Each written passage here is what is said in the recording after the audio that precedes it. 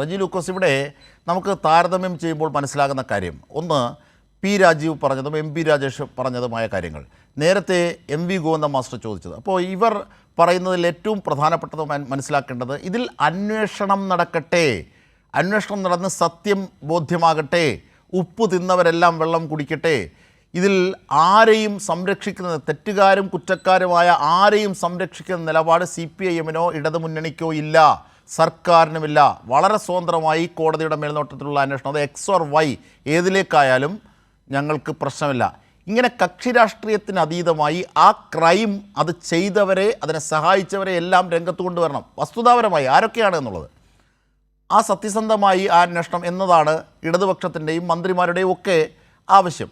അവരതാണ് പറയുന്നത്. ഏത് ഭരണകാലം എന്നുള്ളതല്ല, ഏത് ഭരണകാലത്തായാലും ഈ ക്രൈം ആരെയാണ് ചെയ്തത്, അതിൻ്റെ മുഴുവൻ കാര്യങ്ങളും, അതിൻ്റെ വേരും അതിൻ്റെ തുടക്കവും ഒടുക്കവും എല്ലാം ബോധ്യമാകണം എന്ന സമീപനമാണ് മന്ത്രി പി രാജീവ്, നിയമമന്ത്രി കൂടിയായ പി രാജീവ് പറയുന്നത്. പക്ഷേ നോക്കൂ, ഇവിടെ അടൂർ പ്രകാശിലേക്ക് എത്തിയപ്പോൾ ഈ SIT-യോട് ഇതുവരെ വിശ്വാസം ഉണ്ടായിരുന്നവർ എനിക്കെതിരെ തിരിയുമ്പോൾ ആ കൈവിരലുകൾ വേണ്ട എന്ന് പറയുന്ന പഴയ ഒരു പഴഞ്ചൊല്ല് പോലെയാണ് ഈ അർത്ഥത്തിൽ VD സതീശൻ്റെ അടക്കമുള്ള മലക്കം മറിച്ചിൽ. അപ്പോൾ എന്താണ് ഇവരുദ്ദേശിക്കുന്നതെന്നുള്ളതാണ്.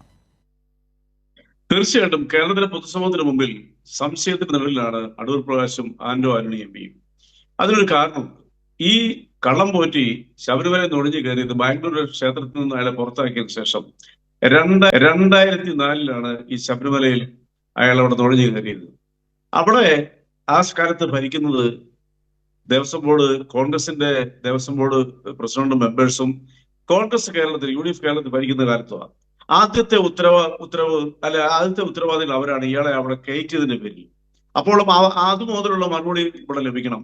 അപ്പൊ എന്നു മുതലാണ് ഈ മോഷണങ്ങൾ അവിടെ തുടങ്ങിയത്, ആരാണ് ഇയാൾക്ക് ഒത്താശ നൽകിയത് എന്നൊരു വലിയ ചോദ്യമാണ്. കാരണം എങ്ങനെ അവിടെ കയറി പറ്റി, അതിനുള്ള അവസരം കൊടുത്തു എന്നുള്ളതിന് വളരെ വ്യക്തമായ മറുപടിയുണ്ട്. കാരണം ഭരിക്കുന്നതും ബോർഡ് മെമ്പേഴ്സും സർക്കാരും എല്ലാം UDF-ന്റെയാണ്.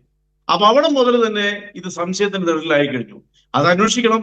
തന്നെയുമല്ല, അടൂർ പ്രകാശിന്റെ ഭാഗത്തു നിന്നും വന്നിരിക്കുന്നത് വളരെ വൈരുദ്ധ്യങ്ങളായ മറുപടികളാണ്. അജിംഷാദ് ഓർക്കുന്നുണ്ടാവും, ഈ സോണിയാഗാന്ധിയോടൊപ്പം ഈ കള്ളം പോറ്റിയും ഈ അടൂർ പ്രകാശ് ഒന്നിച്ചു നിൽക്കുന്ന ചിത്രങ്ങൾ വെളിയിൽ വന്നപ്പോൾ അന്ന് അടൂർ പ്രകാശ് പറഞ്ഞ മറുപടിയുണ്ട്. ആ മറുപടി ഇതായിരുന്നു: ഞാൻ ഡൽഹിയിൽ ഉണ്ടായിരുന്നു, എന്നെ ഈ പോറ്റി വിളിക്കുന്നു, എന്റെ മണ്ഡലത്തിലുള്ള ഒരാളാണ്, ഞാൻ അതുകൊണ്ട് അവിടെ ചെന്നു, ഫോട്ടോ എടുത്തു, തിരിച്ചു പോന്നു. പക്ഷെ ഇന്നലെയും ഇന്നുമായിട്ട് അടൂർ പ്രകാശ് പറഞ്ഞതിൽ നിന്നും നമുക്ക് മനസ്സിലാകുന്നത് എന്താ? വൈരുദ്ധ്യങ്ങളായിട്ട് ഭയന്നിരിക്കുന്നു. ഇന്ന് പറഞ്ഞത് എന്റെ മണ്ഡലത്തിൽപ്പെട്ട ആളാണ്, അദ്ദേഹം ഒരു പൂജയുമായി ബന്ധപ്പെട്ട് എന്റെ അടുത്ത് നടത്തണമെന്ന് പറഞ്ഞു. ഞാൻ ശബരിമലയ്ക്ക് പോയി അയാളോടൊപ്പം, ആരോടൊപ്പം? ഈ പോറ്റിക്കൊപ്പം ഞാൻ ശബരിമലയിൽ ചെന്നു. ശബരിമലയിൽ ചെന്ന പൂജയിൽ ഞാൻ പങ്കെടുത്തു. മടങ്ങി എത്തിയതിനു ശേഷം പിന്നീട് എന്നോട് അറിയിക്കുന്നു, ഡൽഹിയിൽ സോണിയാഗാന്ധിയുടെ അപ്പോയിന്റ്മെന്റ് കിട്ടിയിട്ടുണ്ടേ. ഒന്നും നോക്കാതെ കണ്ട് ഈ അടൂർ പ്രകാശ് അദ്ദേഹത്തിനോടൊപ്പം അവിടെ പോയി സോണിയാഗാന്ധിയോടൊപ്പം നിൽക്കുന്നു, പടമെടുക്കുന്നു എന്നാണ് പറയുന്നത്. പക്ഷെ അത് തന്നെ അടിമുടി നുണയാണ്. കാരണം സോണിയാഗാന്ധിയെ പോലെ കോൺഗ്രസിന്റെ മുഖ്യമന്ത്രി അവർക്ക് പോലും, കെ കരുണാകരന് പോലും അപ്പോയിന്റ്മെന്റ് കിട്ടാൻ സാധ്യത കുറവുള്ള സോണിയാഗാന്ധിയുടെ 10 ജന്മദിന വീട്ടിലേക്ക്, അതീവ സുരക്ഷയുള്ള വീട്ടിലേക്ക് ഈ പോറ്റിക്ക് നിഷ്പ്രയാസം അവിടെ കടന്നുകൂടാൻ, അയാളൊരു പൂജാരി പോലും ഇല്ല, ശബരിമലയിലെ ഒരു പരിക്രമണയുടെ സ്ഥാനം പോലും അയക്കില്ല.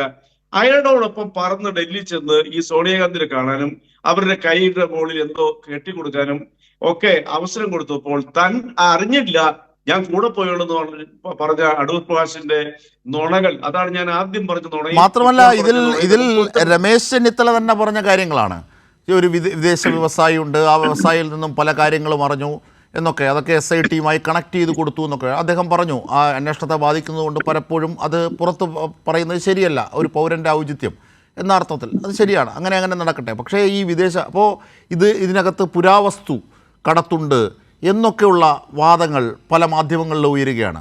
അപ്പോൾ അങ്ങനെയാണെങ്കിൽ പുരാവസ്തു കടത്ത്, വിദേശത്ത് പുരാവസ്തുവുമായി ബന്ധപ്പെട്ട അത്തരത്തിൽ ലേലങ്ങൾ നടത്തുകയും അങ്ങനെയുള്ള കച്ചവടങ്ങളിൽ ഏർപ്പെട്ടിരിക്കുകയും ചെയ്യുന്നത് ഇന്ത്യയിലെ പ്രമുഖരായ ആരുടെ ബന്ധുക്കളാണ്? നമുക്കറിയാമല്ലോ ആരുടെ ബന്ധുക്കളാണ്. ഇതൊക്കെ പരിശോധിക്കപ്പെടണം.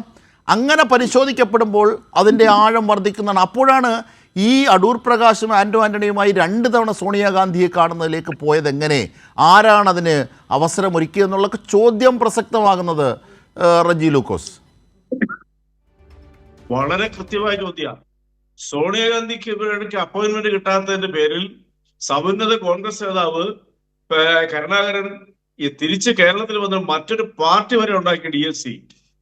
ആസാം മുഖ്യമന്ത്രിയായിരുന്ന ഹിമന്ത് ബിശ്വ ശർമ്മ, ഇപ്പോഴത്തെ മുഖ്യമന്ത്രി, അദ്ദേഹത്തിന്റെ സോണിയാഗാന്ധിയുടെ മകന്റെ അപ്പോയിന്റ്മെന്റ് കിട്ടിയപ്പോൾ പട്ടിക്ക് ബിസ്ക്കറ്റ് കൊടുത്ത അയാൾ അവഗണിച്ചതിന്റെ പേരിൽ അങ്ങനെ ഏതാണ്ട് 120 ആളുകൾ. മാത്രമല്ല, ഗോവയിൽ ഒരു ഘട്ടത്തിൽ കോൺഗ്രസ് ഏറ്റവും വലിയ ഒറ്റകക്ഷിയായിരുന്ന ഘട്ടത്തിൽ അവിടെ ഭരണം നിലനിർത്താനുള്ള ഒരു ചെറിയ പാർട്ടി അവിടേക്ക് എത്തുമ്പോൾ, അവരുടെ പ്രതികൾ എത്തുമ്പോൾ അത് കാണാൻ പോലും കൂട്ടാക്കിയിരുന്നില്ല. പക്ഷെ രാഹുൽ ഗാന്ധിയാണ് എങ്കിൽ പോലും. അല്ല, തീർച്ചയായിട്ടും അതാ ഞാൻ പറഞ്ഞത്. ആ ഒരു സാഹചര്യമുള്ള സോണിയാഗാന്ധിയുടെ വീട്ടിൽ എങ്ങനെ ഈ പോറ്റിക്ക് 2 തവണ 2 ടൈംസ് 2 MP-മാരോടൊപ്പോൾ അപ്പോയിന്റ്മെന്റ് കിട്ടി?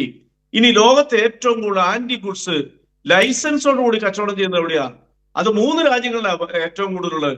1 ഫ്രാൻസ്, 2 US, 3 ഓസ്ട്രിയ എന്ന് പറയുന്ന രാജ്യത്തെ സാൽസ്ബർഗ് എന്ന് പറയുന്ന സ്ഥലത്ത് ലോകത്തെ ഏറ്റവും വലിയ പുരാവസ്തുക്കളുള്ള ഒരു മ്യൂസിയം ഞാൻ സന്ദർശിച്ചിട്ടുള്ളവരാ. അത് 3ാമത്തെ ലിസ്റ്റിൽ പെട്ടതാ. ഇറ്റലിയിൽ ആരാണ് ഇതിന്റെ ഈ പറയുന്ന പുരാവസ്തുവിന്റെ ഏറ്റവും വലിയ വ്യവസായം നടത്തുന്നുള്ളവരും? ഇനി പ്രത്യേകം പറയേണ്ട കാര്യമില്ലല്ലോ. അപ്പൊ ഇതൊന്ന് ലിങ്ക് ചെയ്ത് നോക്കിയേ. അത് വളരെ വ്യക്തമല്ലേ അജിംഷാദ്? കേരളത്തിലെ ജനങ്ങളെ എത്ര നാൾ കളിപ്പിക്കാൻ പറ്റും?